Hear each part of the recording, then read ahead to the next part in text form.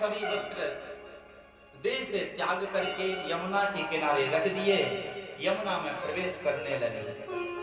आज कन्हैया गोपियों के जाने से पहले ही कन्हैया वहां पर गोपों के साथ पहुंच गए। गोपों से कहा आप सभी अपने अपनी आंख बंद कर लेना, आज हम कुछ लीला रचेंगे।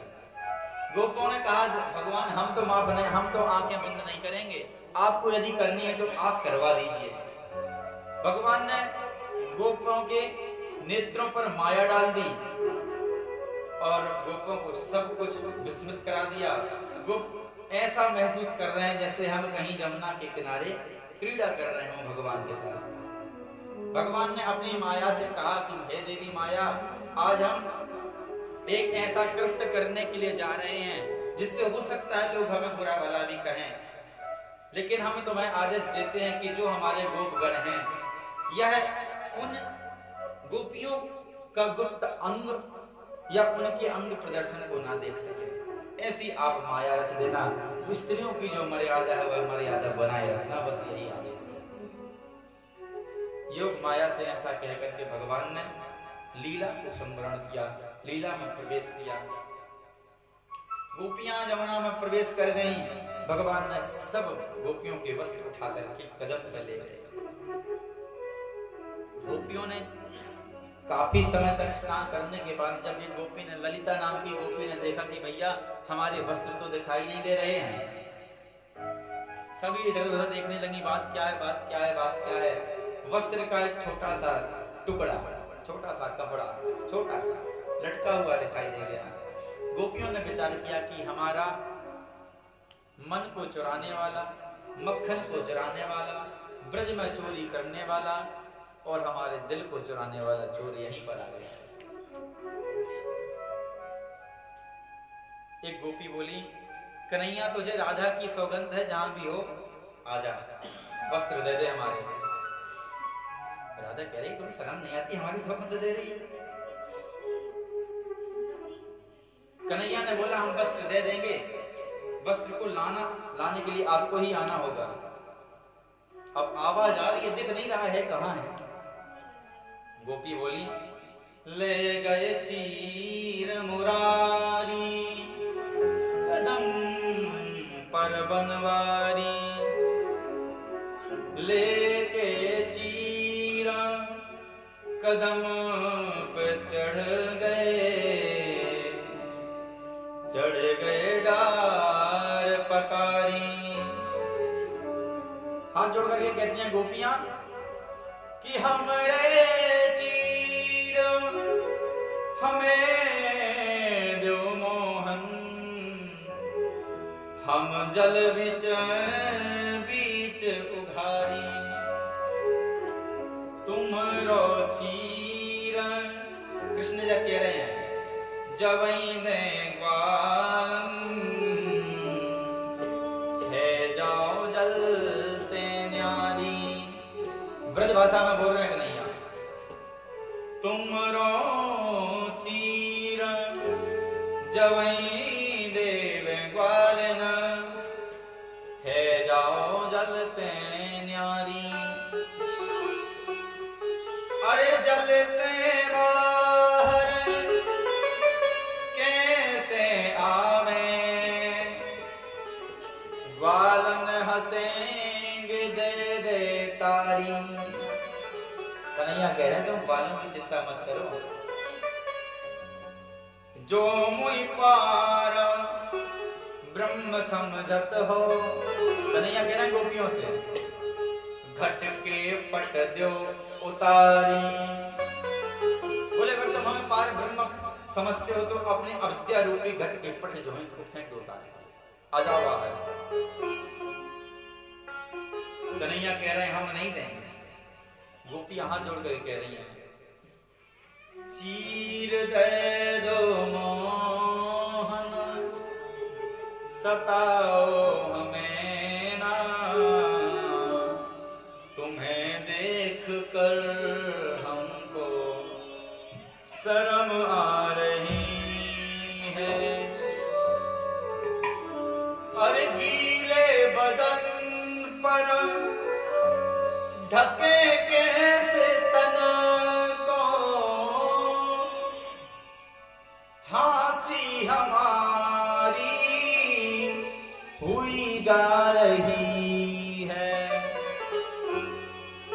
तुम्हारे कन्हैया यही कारनामे, बुरे या भले को नहीं सोचते हैं। अरे तुम्हारे कन्हैया यही कारनामे,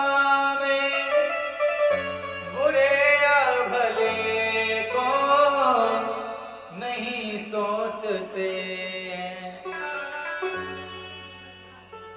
हे प्रभु, हमने जो की है अब ना करेंगे। आभास हो गया गोपियों को, हमने जो की है अब ना करेंगे। तुम्हें देखकर हमको शर्म आ रही है। गोपियों ने कहा वस्त्र दे दो, बाहर आ जाएंगे। कन्हैया कह रहे हैं वस्त्र क्यों दें? गोपियों ने कहा हम गीले बदन है हमारे, ढकने के लिए कुछ नहीं है। कन्हैया ने कहा आप प्रतिदिन ऐसा ही करते हैं, अपमान करते हैं आप, तो कन्हैया हमें क्षमा कर दो। कन्हैया ने कहा हम क्षमा करने वाले कौन है? क्षमा मांगना है तो अधिष्ठात्री जल के वरुण देवता से मांगो, हम कौन क्षमा करने वाले हैं? गोपियों ने कहा कि श्याम सुंदर ते दास्या, हम तो तुम्हारी दासी हैं। भगवान ने कहा ठीक है तुम हमारी दासी हो, अच्छी बात है। आज से प्रण लो कि कभी तुम निर्वस्त्र होकर के नग्न अवस्था में जल में स्नान नहीं करोगे। गोपियां कह रही हैं महाराज हम नहीं करेंगे, वरुण देवता से क्षमा मांगो। हे वरुण देवता हमें क्षमा कर दो, आज के बाद कभी भी निर्वस्त्र होकर के आपका अपमान नहीं करेंगे। देखो यदि जल का अपमान हुआ तो फिर बूंद बूंद के लिए तरस जाओगे। कई प्रमाण हैं ऐसे जिनको इस धरातल पर इतना जल होते हुए भी अंतिम अवस्था में जल ना मिला और मरे गए। कई प्रमाण हैं। गोपियां कह रही हैं हे स्वामी, हे वरुण देवता, हे कन्हैया, हमने जो की है अब ना करेंगे। हे तुम्हें देख कर हमको शर्म आ रही है। गोप्या, हे गोपी ठीक है, अब आज से कभी भी जल का अपमान कोई भी न करें। शिक्षा यही मिलती है कि कभी भी जल में निर्वस्त्र होकर के स्नान नहीं करना चाहिए। जो व्यक्ति निर्वस्त्र होकर के जल में स्नान करता है वह चर्म रोगी हो जाता है, उसकी चर्म में कुछ ना कुछ रोग हो ही जाएगा, दाद खाद हो ही जाएगी। इसलिए कभी भी जल में निर्वस्त्र होकर के स्नान ना करें। यदि जल में निर्वस्त्र होकर के स्नान किया और जल की श्राप लगी तो अंतिम क्षण तक कोई पानी नहीं देगा। अरे इनको तो छोड़ो, पुरखों की बात करें, तुम्हारे पुरखों को भी फिर कोई पानी नहीं देगा। बोलो भक्तवत्सल भगवान की जय हो। इसलिए भगवान ने गोपियों को कहा कि हे गोपियों, निर्वस्त्र होकर के स्नान कभी मत करना। गोपियां बोले श्याम सुंदर ते दास्या करवाम तवोदितम देहि वासानि धर्मज्ञा नो चिदरा के प्रवामः। हे श्याम सुंदर, हम तुम्हारी दासी, हमारा मनोरथ पूर्ण करो। भगवान ने कहा हे साधु स्वभाव वाली कुमारियों, तुम्हारे कहे बिना मैं तुम लोगों के मेरे अंग स्पर्श करने के संकल्प को अवश्य ही पूरा करूंगा। मैं आने वाली शरद पूर्णिमा की रात में महारास करूंगा, उस रात में आप सभी को निमंत्रण दूंगा, उस रात में आप सभी का मनोरथ पूर्ण होगा। ऐसा कहकर के भगवान ने आशीर्वाद दिया और वहां से प्रस्थान किया। एक दिन भगवान जंगल में ग्वाल वालों सहित गोविंद के साथ रहे। बहुत दूर चले गए, गैया चराते चराते भूख से व्याकुल हो गए। वन में ब्राह्मण रहा करते थे। भगवान बोले हे ग्वालों, बड़ी चूल्हा तसा रही है, जाओ आगे कुछ ब्राह्मण यज्ञ कर रहे हैं, वहां जाकर के भोजन मांगना, कहना कृष्ण बलराम भोजन चाहते हैं आपसे। कोई गोपगण वहां पर आए, ब्राह्मणों ने मना कर दिया, बोले हम किसी कृष्ण बलराम को नहीं जानते और यहाँ से चले जाओ, यहाँ कोई भोजन नहीं है। वापस आए, भगवान ने कहा तुमने गलती करी है, उनके पास से ना जाकर के तुम्हें माताओं के पास जाना चाहिए। माताओं का दिल बड़ा निर्मल होता है। एक बार माताओं के पास और चले जाओ। ब्राह्मण पत्नियों के पास जब गोपगण गए, ब्राह्मण पत्नियों ने सुना कि कृष्ण बलराम स्वयं यहाँ पधारे हैं। तो ब्राह्मण पत्नियों ने कहा, गोपगणों में तुम्हें भोजन नहीं दूंगी, चल करके ही डायरेक्ट दूंगी, जिससे प्रभु के दर्शन हो जाएंगे और गोपगण तुम्हें भी हम अपने हाथ से भोजन खिलाएंगे। ब्राह्मणों बहुत लोगों का पत्नियां नहीं मानी, चली गईं। जब भोजन करा करके आई तो ब्राह्मणों को आभास हुआ कि हमने बड़ा गलत किया। कृष्ण बलराम तो साक्षात भगवान के रूप में आए। दिक जन्म नस्त्र विद्याम दिक व्रतम दिक बहुज्ञताम दिक कुलम दिक प्रिया दक्षाम दिक विमुखाय तदुक्षते। मुझे धिक्कार है, इस विद्या को धिक्कार है जो हमने विद्या सीखी, इस विद्या को धिक्कार है, इस ज्ञान को धिक्कार है। इस ज्ञान के माध्यम से मैं कृष्ण और बलराम को ना पहचान सका। हमसे अच्छी तो हमारी पत्नियां हैं। कहते हैं बुद्धि बड़ी चतुराई बड़ी मन में ममता अतिशय लिपटी है। ज्ञान बड़ो धन धाम बड़ो करतूती बड़ी जग में प्रगटी है। और गज बाजों द्वार महुस हजार जो तो इंद्र समान की कौन घटी है। और सब कृष्ण की भक्ति बिना मानो सुंदर नारी की नाक कटी है। ब्राह्मण कह रहे हैं कि बिना भगवान की भक्ति के बिना बस ऐसे मानो जैसे कोई बड़ी सुंदर स्त्री है।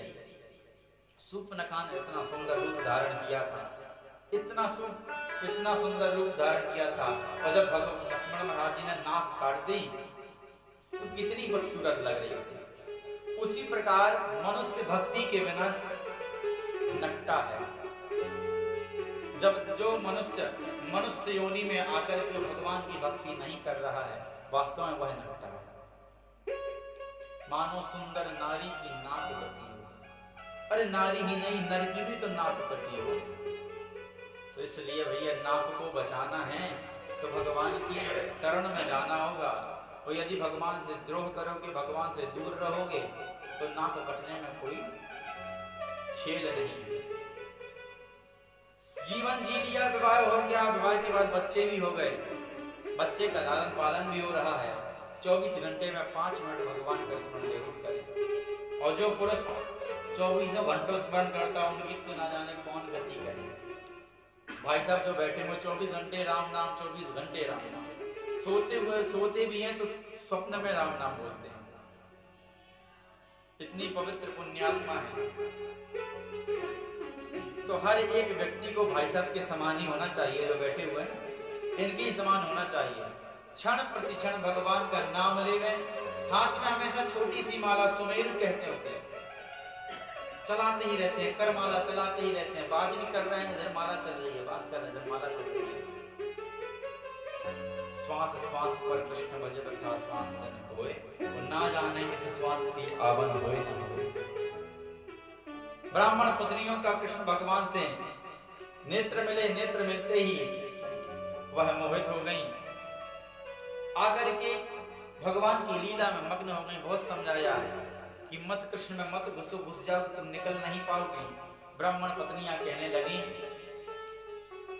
सखीरी कृष्ण कन्हैया से हमारी लड़ गई अखियां। सखीरी कृष्ण कन्हैया से हमारी लड़ गई अखियां। बचाई की बहुत लेकिन बचाई की बहुत लेकिन गोरी लड़ गई अखियां।